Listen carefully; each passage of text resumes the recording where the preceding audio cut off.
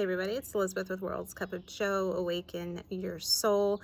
I want to share this with you guys for those of you who are struggling to sort of bridge the gap between how your person acted during the bubble phase and then how they have acted or responded to you after soul recognition and when they pulled.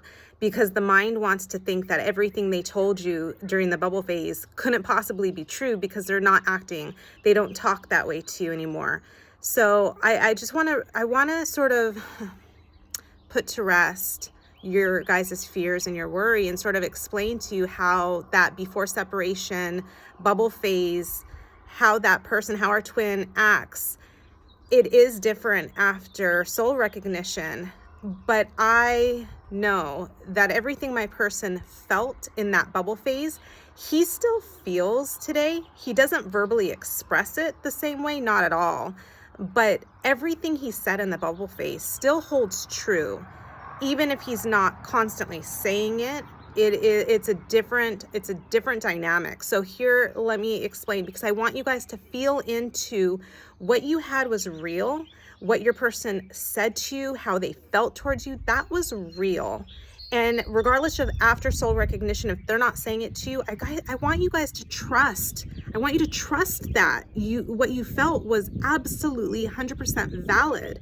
So my person, when I first met him in the bubble phase, was telling me that I was everything he'd ever wanted in a person, that in me he found like everything he'd ever been searching for. And to the mind, oh my gosh, that was amazing. That was amazing to hear, because I felt the same way, right? It was instant. And I'm going to tell you guys right now, my person doesn't say anything like that to me anymore. Nothing even close to that. Back in the bubble phase, my person, for up until the whole time, up until soul recognition, he had me as a screensaver on his phone. I was his screensaver. I'm going to tell you right now, we've been back together for a couple of years in a permanent relating experience. There's no way I would ever be a screensaver on his phone again. It would just not happen. It's just not like that anymore. But it doesn't mean he doesn't feel that strongly towards me. And I want to give you guys something, like I said, to sort of ease the fears, because it is so different, bubble phase versus permanent relating experience. So last night, I did sort of this, like, unclogged a sink. I wanted my person to do it, and he told me I should do it. And I did. I unclogged the sink, and I came downstairs, and I was like, this just shows I don't need you for anything. I don't need you for anything.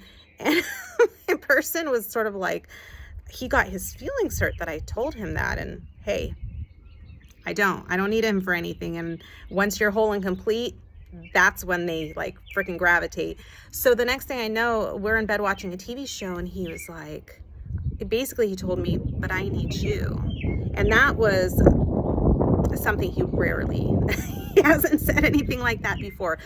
But my point is, those few instances in permanent relating experience where they sort of just get like vulnerable, whereas during the bubble phase, they got vulnerable with you all the time. You were their everything. I mean, you were frickin' their screensaver.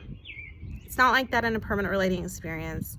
It's amazing, but it's amazing in a different way, because it's a oneness of you not needing them to tell you how amazing you are. You feel it because you're one. You know it because you're whole and complete, and through your whole and complete, they feel that oneness. You feel that oneness. It's a totally different dynamic. It is not the conditional romance that the mind thinks it should be, like it was back in the bubble phase. But that's why I want you guys to know what they told you in the bubble phase is what they feel. How beautiful, how special, how amazing, how dynamic, how you are the one that they have been searching for. Just like my person told me. He would never tell me that right now. It's not going to happen. That's not how the connection works after soul recognition. But it's still truth. It is, because I am the one. I am him. I am his soul. So of course I'm the one. Of course I'm what he's always been looking for. The same goes for you and your person. Trust in what you felt. Trust in what you heard. And don't apply how they act during the separation period, don't let that devalue you and your oneness. Come back to you. Come back to how amazing, how perfect, how wonderful you are. The oneness and the wholeness, that's from within. That's from within. And going forward, once you feel that oneness, going forward, once you align with soul, once you start seeing your person magnetize into your experience, you're going to have to remember this video right here, because this is the energetic space you stay in, that I am whole and complete. I am amazing. I am wonderful.